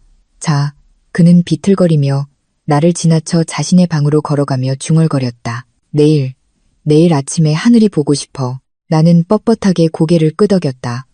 그가 나를 지나갈 때 강한 알코올 냄새가 풍겼다. 하지만 그 뒤에서 나는 여전히 서재에서 났던 것과 같은 샌다로드 향, 외로움의 향기를 맡을 수 있었다. 그날 밤, 나는 완전히 달라진 감정으로 내 방으로 돌아왔다. 증오심이 사라진 것은 아니었지만 이제는 깊은 연민과 뒤섞여 있었다. 나는 이제 그의 약점을 쥐고 있다는 것을 알았다. 나는 그의 남은 마음이 어디에 있는지 알았다. 그는 감정 없는 로봇이 아니었다.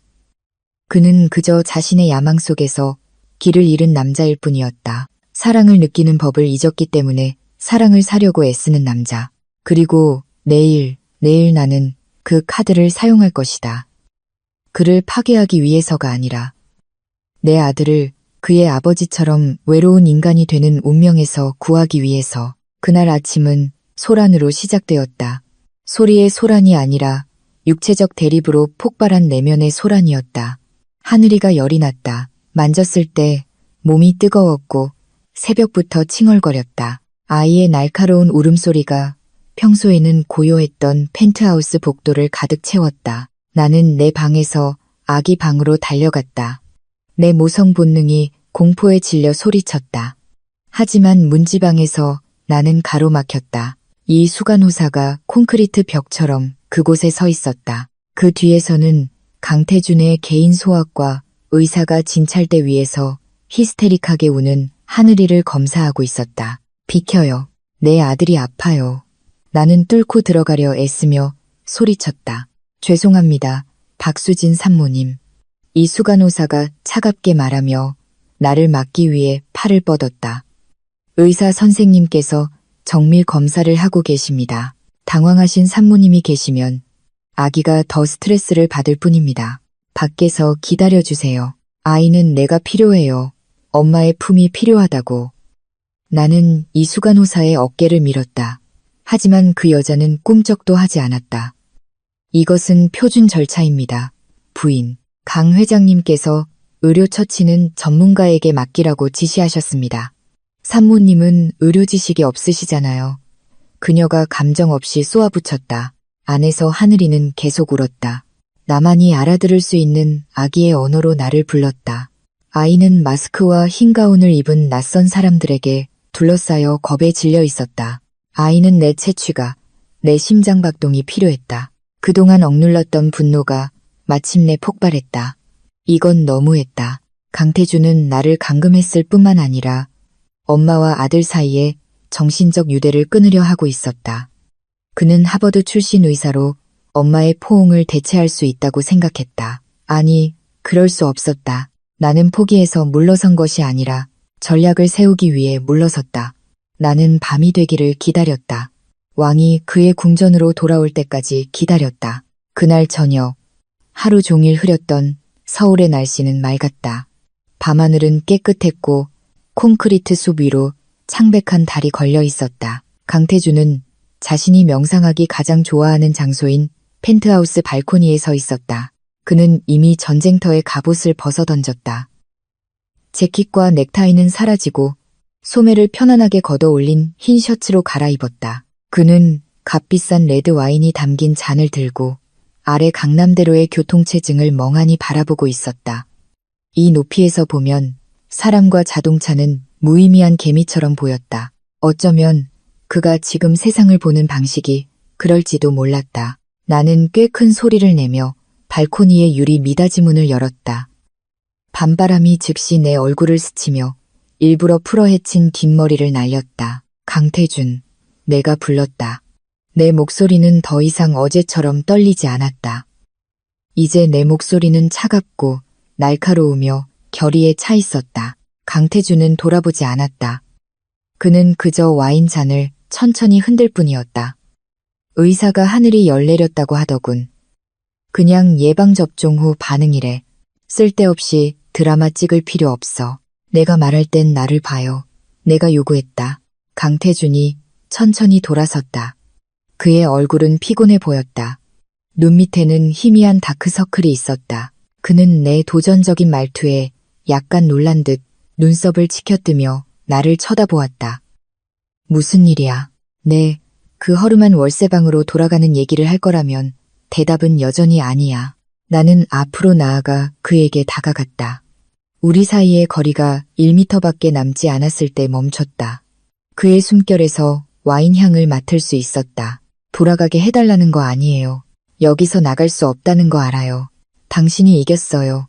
당신은 돈이 있고 권력이 있고 문을 지키는 부하들이 있으니까 내 처지는 내가 잘 알아요.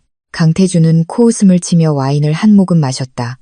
네가 드디어 정신을 차렸다니 다행이군. 이건 하늘이의 미래를 위한 거야.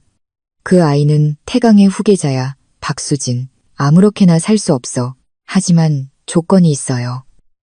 나는 그의 짙은 검은 눈동자를 똑바로 쳐다보며 말을 잘랐다. 강태준이 작게 웃었다. 건조하고 얕보는 웃음이었다. 그는 발코니 난간에 잔을 내려놓고 팔짱을 꼈다. 조건? 내가 지금 협상할 위치에 있다고 생각해? 넌 내 자비 덕분에 여기 있는 거야, 수진아. 난 언제든 하늘이를 데리고 널 쫓아낼 수 있어. 그럴 수 있으면 해봐요. 내가 도전했다. 그렇게 하고 당신 아들이 어떻게 되는지 한번 보라고요. 강태준이 눈을 가늘게 떴다. 무슨 뜻이지? 당신은 최고의 의사들, 국제 자격증을 가진 모든 간호사들, 가장 비싼 모든 장난감을 살 수 있어요. 하지만 정신적 유대는 살 수 없어요. 태준 씨, 오늘 아침 하늘이는 2시간 동안 울었어요. 당신 의사가 진정제를 줘도 그치지 않았다고요. 이 수간호사가 한눈판 사이에 내가 몰래 들어가 안아줬을 때야 비로소 조용해졌어요. 그 아이는 엄마가 필요해요. 모니터 기계가 아니라 내 심장 박동이 필요하다고. 나는 깊은 숨을 들이마시고 내 비장의 카드를 꺼냈다. 그리고 난 알아요. 당신의 가장 깊은 마음속, 당신 서재의 그 쇠금고 뒤에는 사실 당신도 신경 쓰고 있다는 걸. 당신은 하늘이가 당신처럼 차가운 괴물로 자라는 걸 원치 않아요. 당신은 그 아이가 사랑을 느끼길 원하죠. 내가 금고라는 단어를 언급했을 때 강태준의 얼굴이 순간 창백해졌다. 그의 눈은 놀라움으로 커졌고 곧바로 분노의 가면으로 가린 당혹감을 드러냈다. 네가 내 서재에 들어갔어. 그가 위험하게 으르렁거렸다. 그건 중요하지 않아요. 나는 무릎이 떨렸지만 침착하게 대답했다. 중요한 건 내가 지금 제안할 조건이에요. 받아들이든 거절하든. 강태준은 침묵했다. 턱이 단단해졌다. 그는 저울질하고 있었다. 그는 내가 하늘이에 대해 옳다는 것을 알았다. 그는 내가 없으면 아이가 얼마나 보채는지 직접 보았다. 말해봐. 그가 뻣뻣하게 말했다. 첫째, 나는 검지를 치켜들었다. 이 수간호사, 당장 해고해요. 아니면 최소한 아기 방에서 치워요. 앞으로 하늘이는 내가 100% 돌볼 거예요. 목욕시키고, 젖 먹이고, 기저귀 갈고, 재우고, 말 가르치고 전부 다 내가 할 거예요. 당신의 의료진은 멀리서 지켜볼 수는 있지만 응급 상황이 아니면 절대 내 아이를 만지지 마세요. 난 인큐베이터가 아니라 엄마니까. 강태준은 생각에 잠긴 듯 했다. 그의 자존심은 상했지만 그의 이성은 작동했다. 좋아, 이 수간호사는 너무 딱딱하긴 했지. 동의해. 둘째, 내 목소리는 더 진지하게 낮아졌다. 이 계약에는 기한이 있어요. 무슨 뜻이지? 나는 여기에 머물 거예요. 필요하다면 당신의 비즈니스 파트너들 앞에서 장식용 아내가 되어주죠. 기자들 카메라 앞에서 미소 지을 거예요. 나는 이 세 장 안에서 완벽한 어머니가 되어 하늘이를 교육할 거예요. 하지만 딱 3년 동안만. 강태준은 깊은 미간을 찌푸렸다. 혼란스러워했다. 3년. 내 하늘이가 3살이 되어 유치원에 들어갈 때까지. 그 시기는 아이의 골든 에이지예요. 그 나이가 되면 아이는 충분히 독립적이게 되죠.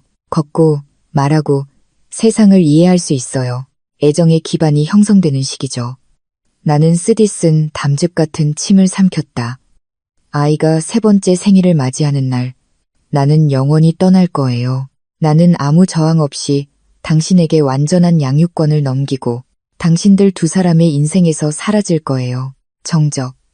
55층 높이에서 밤바람이 거세게 불며 우리의 머리카락을 흩날렸다. 하지만 우리 사이의 분위기는 얼어붙었다.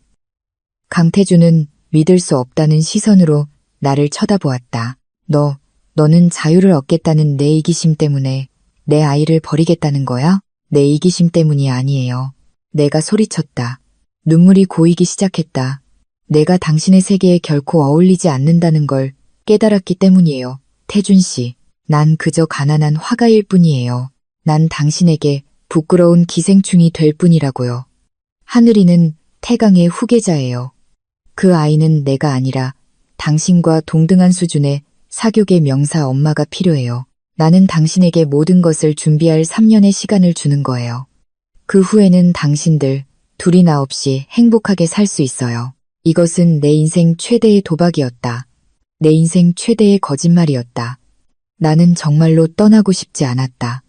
하지만 나는 강태준을 알았다. 그의 머리가 어떻게 돌아가는지 알았다. 강태준은 오만한 수완가 사업가였다.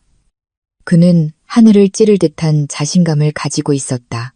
지금 그의 머릿속에서 나는 그의 생각을 들을 수 있었다. 3년은 아주 긴 시간이야. 3년 안에 나는 분명 박수진이 다시 나를 사랑하게 만들 수 있어. 나는 그녀에게 호화로움을 퍼부어 그녀가 소박한 삶을 잊게 만들 수 있어. 나는 그녀를 다시 정복할 수 있어. 3년 동안 강여사로 사는 즐거움을 맛본 후에 그녀는 결코 떠나려 하지 않을 거야. 그는 이것이 자신의 승리라고 생각하고 있었다. 그는 내가 서서히 항복하고 있다고 생각하고 있었다. 천천히 강태준의 입꼬리가 올라가며 승리에 찬 옅은 미소를 지었다. 그의 눈이 교활하게 빛났다. 3년이라 꽤 공정한 시간이군. 그는 다가와 나에게 손을 내밀었다. 포옹이 아니라 악수를 위한 것이었다. 마치 우리가 회사 인수계약을 체결하는 것처럼. 합의된 건가? 그의 목소리에는 만족감이 담겨 있었다. 이 3년 동안 너는 내 소유야. 아니, 이 집에서 전적으로 하늘이의 소유지. 모든 시설, 신용카드, 차, 하인, 전부 내 거야. 그리고 3년 후에도 네가 여전히 떠나고 싶을 만큼 어리석다면 문은 활짝 열려 있을 거야. 그는 내가 떠나지 않을 거라고 확신하고 있구나. 나는 속으로 비참하게 생각했다. 나는 그의 내민 손을 잡았다. 한때 따뜻하고 다정했던 그 손은 이제 차갑고 거칠게 느껴졌다. 합의됐어요. 그 악수는 창백한 달빛 아래서 이루어졌다. 절박한 어머니와 집착에 사로잡힌 아버지 사이의 악마의 계약. 우리 둘 다 이겼다고 생각했다. 하지만 사실 우리 둘 다 지고 있었다. 강태준은 내 손을 놓고 남은 와인을 단숨에 마셨다. 오늘 밤 이 수간호사는 직원 아파트로 보낼게. 너는 이제부터 아기 방에서 자도 좋아. 날 실망시키지 마. 그는 안으로 들어가며 발코니에 알코올과 헛된 승리의 향기를 남겼다. 나는 밖에서 잠시 기다리며 바람이 내 눈물을 말리도록 두었다. 그리고 안으로 들어갔다. 나는 똑바로 아기 방으로 걸어갔다. 예상대로 이 수간호사는 이미 없었다. 방은 이제 조용했다. 초승달 모양의 은은한 수면등만이 방을 비추고 있었다. 나는 호화로운 아기 침대로 다가갔다. 하늘이는 깨어 있었지만 울지는 않았다. 아이의 동그랗고 맑은 눈이 나를 쳐다보았다. 아이는 작은 손을 나를 향해 움직였다. 나는 아이를 들어 올렸다. 내 가슴에 꼭 껴안았다. 아이의 따뜻한 피부가 내 피부에 닿았다. 아이의 심장박동이 내 심장박동과 리듬을 맞췄다. 이것이 내 진짜 집이었다. 이 호화로운 건물이 아니라 이 작은 몸. 나는 아이를 안고 도시 풍경이 보이는 커다란 창가 근처의 흔들의자에 앉았다. 자장자장 우리 아가. 나는 조용히 노래를 부르기 시작했다. 내 목소리는 쉬었지만 감정이 가득했다. 어릴 적 시골에서 엄마가 자주 불러주시던 소박한 노래. 수십억 원으로도 살 수 없는 값어치 없는 노래. 잘도 잔다 우리 아가. 하늘이는 나를 뚫어지게 쳐다보았다. 그리고 천천히 눈꺼풀이 무거워졌다. 작은 손이 내 검지를 꼭 쥐었다. 마치 내가 다시 떠날까봐 두려워하는 것처럼. 아이는 잠결에 미소 지었다. 순수하고 죄 없는 천사의 미소. 나도 모르게 살짝 열린 아기 방 문지방에 한 그림자가 서 있었다. 강태준. 그는 들어오지 않았다. 자신의 방으로 가지도 않았다. 그는 문틀에 기댄 채 그곳에 얼어붙은 듯 서 있었다. 그의 몸 절반은 복도의 어둠 속에 숨겨져 있었다. 그는 그 광경을 보고 있었다. 그는 자신이 사준 비싼 실크 드레스가 아닌 평범한 수면 잠옷을 입은 그의 소박한 전 아내가 사랑을 가득 담아 그의 제국 후계자에게 자장가를 불러주는 모습을 보고 있었다. 그는 자신의 돈으로는 결코 살 수 없는 평화를 보고 있었다. 이사회 회의실에서도 사교계 파티에서도 결코 존재하지 않았던 따뜻함을 보고 있었다.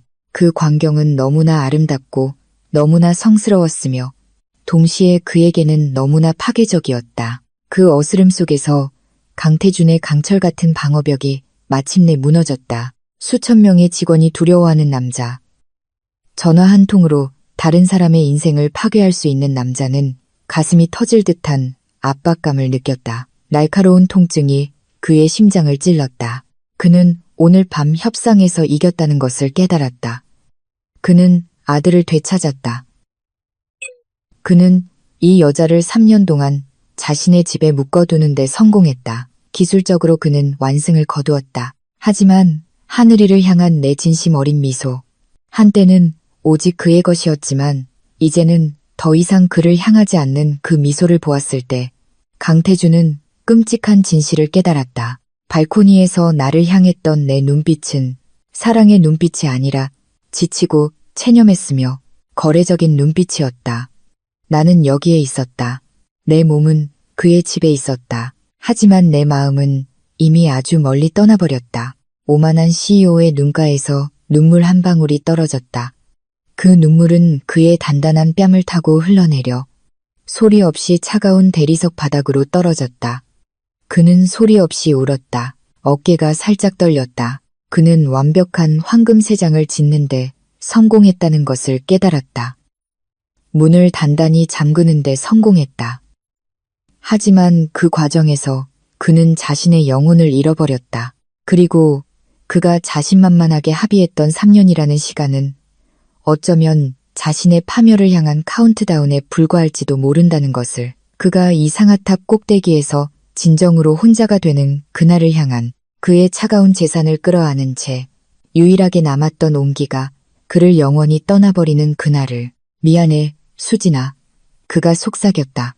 에어컨 소음에 묻혀 사라질 듯한 너무나 작은 목소리였다.